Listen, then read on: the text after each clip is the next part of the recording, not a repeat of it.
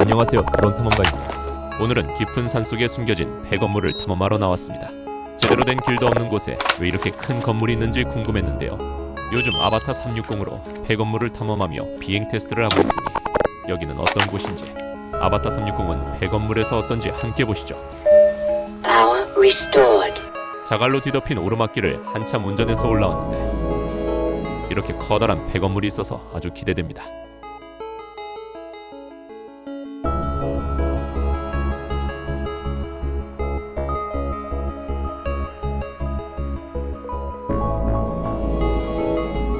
아바타 360은 안티그래비티 A1과 달리 스틱 컨트롤러로 조종할 수 있지만 모션 컨트롤러를 쓰지 않으면 비행 중에 주변을 돌아볼 수 없어서 거의 모션 컨트롤러만 사용하고 있습니다. 이 360도 헤드 트래킹 기능이 탐험에 굉장히 유용한데 그 이유는 천천히 말씀드리겠습니다.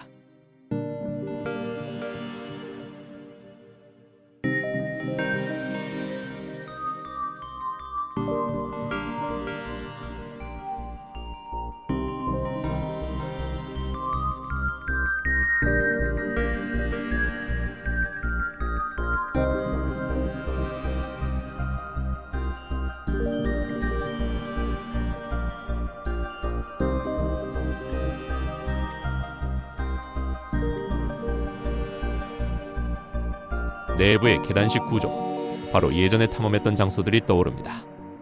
여기는 20세기 중반에 문을 닫은 폐광산입니다. 근처에서 채굴된 원석을 여기서 분쇄하고 재분류하던 시설이죠. 거의 50년 전 폐광했던 곳인데 어떻게 건물이 이렇게 멀쩡할까요? 약 20년 전 광물 가격 상승과 새로운 기술 개발 덕분에 채산성이 올라가서 한동안 광산을 다시 운영했습니다. 원래 이 자리에 이런 광물 분류 시설이 있었죠.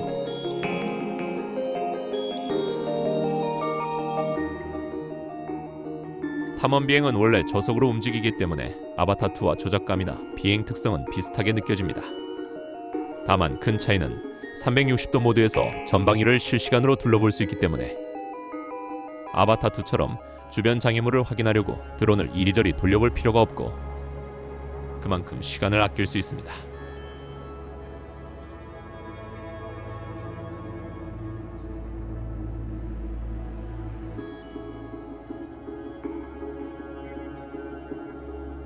비행 중에 시간을 단축한 것은 굉장히 중요합니다. 항공기는 공중에 떠 있는 동안 가만히 있어도 에너지를 소모하기 때문에 탐험 비행 도중 시간을 단축한다는 건 그만큼 연료를 여유롭게 사용할 수 있다는 뜻이고, 아바타 2라면 배터리 2팩을 써야 둘러볼 수 있는 공간을, 아바타 360은 배터리 한 팩으로 다 돌아보고 나오기도 합니다. 다만 안티그래비티 A1의 50분이라는 압도적인 비행 시간에 비교할 바는 아닙니다.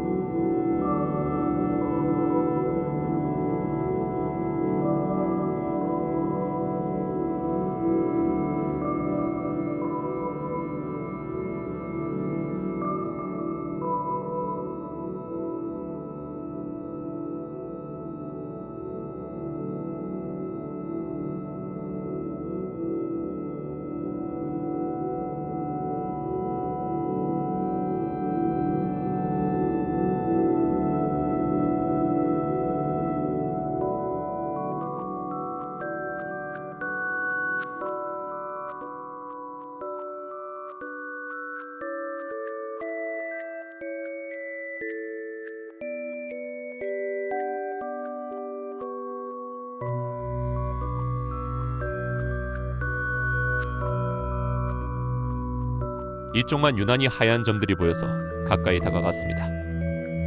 지붕의 구멍 때문에 비춰지는 것으로 보입니다.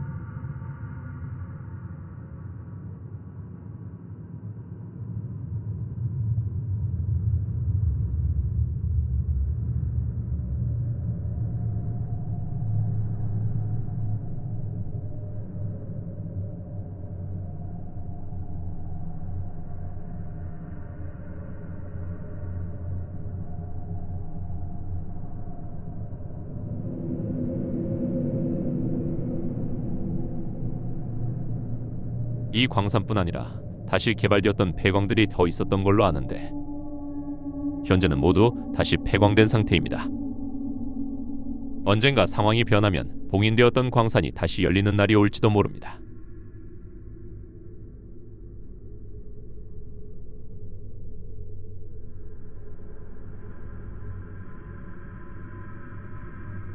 오늘의 탐험 비행은 여기까지입니다. 탐험 비행에 함께해 주셔서 감사합니다.